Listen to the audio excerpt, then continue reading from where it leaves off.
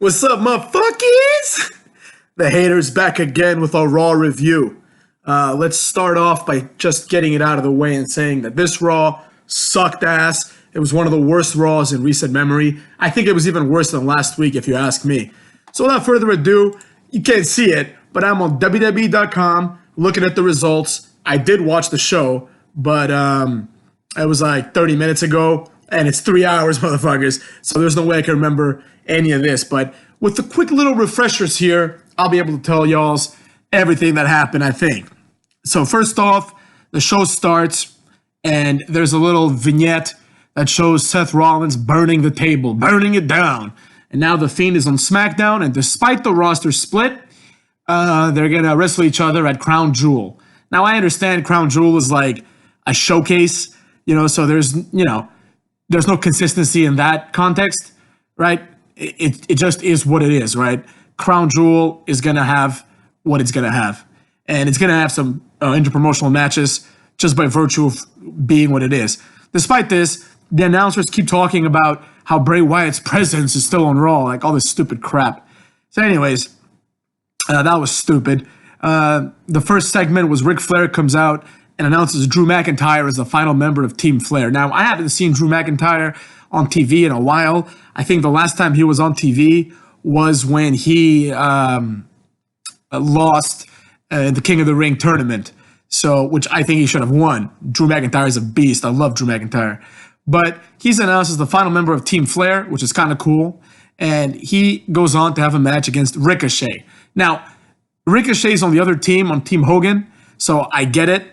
But, Drew McIntyre hasn't been around for a while, so he should be destroying Ricochet left and right. But instead, this idiot Ricochet just bounces around like a pinball and puts up a pretty good fight against Drew McIntyre. The finish is exactly what you'd expect from a Ricochet match. He goes for a high-flying move, misses, and then goes for the recoil, which is a code breaker. Misses that. They end up outside. Drew throws him into the ring, and he hits the turnbuckle, the post or whatever, with the shoulder. As he's getting up, Drew hits the Claymore and then beats his ass after the match. And Ric Flair is like losing his mind. And there was a moment where Ric Flair calls out Hulk Hogan to show up on SmackDown. So there's that as well, which, I like Hulk Hogan. I obviously like Ric Flair. But come on, like they really are too old. Like this is just dumb, They're not gonna wrestle each other. Like I can see what's gonna happen after Hogan's match. Hogan's team wins the match at Crown Jewel. Flair goes in and starts acting crazy. Hogan hits the big boot after hulking up and drops the leg on Ric Flair, and everyone cheers as he poses with Roman Reigns or whoever the fuck is gonna be the guy that gets the pinfall. So that was a complete throwaway match. I didn't like how long it went. I understand that they're big on Ricochet, but clearly Drew McIntyre was going to win, and he should have just won decisively, in my opinion, and kind of quickly. Next, we have Aleister Black versus Jason Reynolds. Now, Jason Reynolds is a jobber, obviously. Aleister Black was going to win this match. He's been beating jobbers. He's having the same career trajectory as the Viking Raiders. So, I don't know what's going to happen with this guy. I could totally see this becoming a Cesaro-type career where eventually he just becomes a jobber, I don't think he's ever going to be WWE champion. So because of that, I can't really get invested in this guy. I don't see him as having a fleshed-out character. Now his character is nobody wants to fight him. But apparently Jason Reynolds wants to fight him. So there you go. Next, we have a Rusev interview with Jerry the King Lawler in the King's Court. This was just very cringy because, either something needs to happen here or they need to stop with this, And they're going to see each other at Crown Jewel, but that's still a week and a half away or almost 2 weeks away. So who the hell cares, Next, we had Andrade versus Sin Cara, who apparently hasn't been around for a year. As far as I'm concerned, he hasn't been around for many years, motherfuckers. But he hasn't been on TV for over a year, I don't think, or at least not anything more than just being a jobber. But apparently they kind of put him over by saying that he responded to the El Paso shooting as he showed up there with a mask on like an asshole. But good for him, Andrade wins. like it looks to be that Andrade's new like finisher sequence is Zelina Vega hits a Hurricane Rana and then he hits the DDT, which, you know, that should be like a once in a while type of thing, not in every match. I mean, Zelina's cool, but it's dumb because Sin Cara did like a slingshot Hurricane Rana to the outside and Andrade got up like almost immediately. And then Zelina does a Hurricane Rana to Sin Cara. And sorry, Sin Cara got up immediately. Yeah, Andrade got up immediately. And then Zelina does one to Sin Cara, and that puts him away long enough for Andrade to hit his finisher. Just kind of silly, man. Like Zelina's like 80 pounds, but whatever. And then one of the Singh brothers, I think Sunil Singh, beats R-Truth with, you guessed it, fuckers, a roll-up to win the WWE roll-up title. Because every time someone wins this, it's with a roll-up. This is like, it's gone on too long. I don't like it. You know, there shouldn't be a belt associated to this nonsense. Then we have Viking Raiders versus Ryder and Hawkins. Obviously, Viking Raiders win. And thus far, this makes it, what? I mean, we're not counting the Sunil Singh R-Truth segment as a match. But thus far, every match has been predictable. And almost every match, except for Drew McIntyre versus Ricochet, has included a bona fide jobber. Aleister Black versus Jason Reynolds. Andrade versus Sin Cara. And then Viking Raiders versus Hawkins and Ryder, the perennial jobbers. Then we had a pretty fun segment. Rey Mysterio comes out. Apparently, Cain Velasquez has been retconned into being the godfather for Rey Mysterio. And so that's kind of his shtick now. He's El Padrino, which means the godfather in Spanish. So Rey Mysterio comes out with a sling. Thanks to fans for supporting him and Dominic. Speaking of Dominic, they had this backstage segment where Dominic Mysterio, who I think is the same person as Humberto Carrillo, are just watching backstage. He cuts this shitty promo. It was atrocious. This guy, like, he can speak English, but clearly, like, Spanish is his first language, so he's not comfortable enough to speak English fluently, even though I'm sure he does. He's looking like a Power Ranger. He's got a stupid haircut. He's not in, like, the amazing shape that I thought he was. He cuts a promo saying that, like, Seth Rollins is, like, you know, like, kind of a bad guy, so he can go fuck himself. And yeah, that happens. And this leads to a confrontation later on between Dominic Mysterio and Seth Rollins. And Seth Rollins says, how about you have a match with me tonight? But before that, we have Rey Mysterio. Shelton Benjamin comes out. Looks fucking incredible, man. This guy's he's in his 40s. He looks like a beast still. And it got me thinking, because Shelton Benjamin, you know, like, I will say a lot of the smart criticisms of WWE are stupid, but one good one is that they really do mistreat black wrestlers. Like, it got me thinking, man, how many black tag teams are we gonna get that are just goofball tag teams? Like they're just idiots. Like they're not serious, you know? How many are we gonna get? Like, every one of them that I can think of right now, I can think of the Street Profits, New Day, Primetime Players, Crime Time.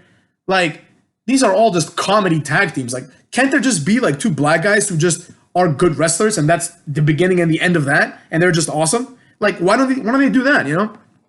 So the only person that I can think of, and this is like, you know, iffy, that had that kind of push was Shelton Benjamin. You know, he came in just as an athlete with Charlie Haas. He was clearly like going to be awesome, and he had like good pushes and good moments, and he wasn't this goofball ever. I mean, he had that period where he bleached his hair, but I thought that was fantastic with like Big Mama Benjamin. She was awesome. So, like, just looking at Shelton Benjamin, it reminded me of what I saw yesterday on NWA, where Eli Drake just said that like NWA is where men wrestle, and just Shelton Benjamin is a man, you know, like comparing him to Humberto Carrillo, who we saw like either before or after, just shows like, you know, the discrepancy there. So Shelton Benjamin comes out, starts pushing Rey Mysterio, saying that Brock Lesnar is his family because they're like best friends in real life. And basically he's saying that like, what, Cain Velasquez just gets a title shot? And he starts pushing Mysterio around, being like, oh, is this what gets you a title shot? Pushing Mysterio around. Mysterio's trying to like back off. Cain Velasquez comes out and has this like horrible brawl with Shelton Benjamin where he puts him in a rear naked choke, and Shelton Benjamin apparently taps, according to the announcer. So that was that. Meanwhile, it's announced that the main event, this is like one of the worst main events in the history of Raw, but it was presented as if it was going to be a 6-man match. the OC versus Street Profits and a mystery partner, a mystery third man, if you will. And this actually got me excited. Like Montez Ford and Angelo Dawkins put this over as if it was going to be a big deal, you know? Like Angelo Dawkins was like, yeah, man, we're going to get somebody. And then Montez was like, who do you think it's going to be? Maybe it's going to be Ric Flair, you know, maybe it's going to be like, and they start like kind of suggesting that this mystery guy was going to be like an awesome dude, you know? And this is kind of like a plague in all kind of mystery men matches. It's never as good as you think it's going to be, you know? Like in TNA, you'd watch like, it's like Eric Young and mystery partner versus like two jobbers, right? And it'd be like Shark Boy or something, you know? It wouldn't be or like Sanjay Dutt. It would never be like, you know, Eric Young and like the debuting Booker T or something like that, you know? So there you go. Cain Velasquez just beat up Shelton Benjamin. No one cared. Next, we have the Universal Championship match. Not match, sorry. I don't think it was for the title. Rollins versus Carrillo.